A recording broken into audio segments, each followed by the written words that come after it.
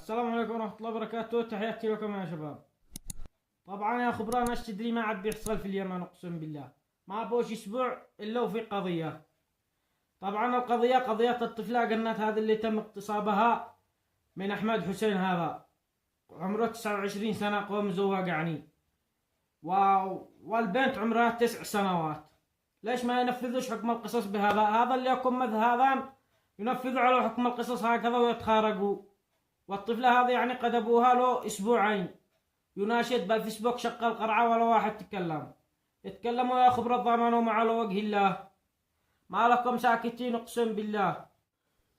يتضامنوا معه يا خبرا بقاه الله.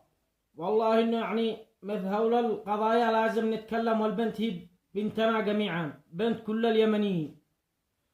و... وغالب القاضي قدو شحات يعني بالحديدة هناك بيتنكر، أو شحات بالحديدة هناك. لعنة الله عليك يا غالب القاضي، إنما بتستحيش وما تخرجها قضاء، الله يلعنك عليك يا غالب القاضي. تحياتي لكم، لا تنسى الاشتراك بالقناة وتفعيل زر الجرس. تحياتي.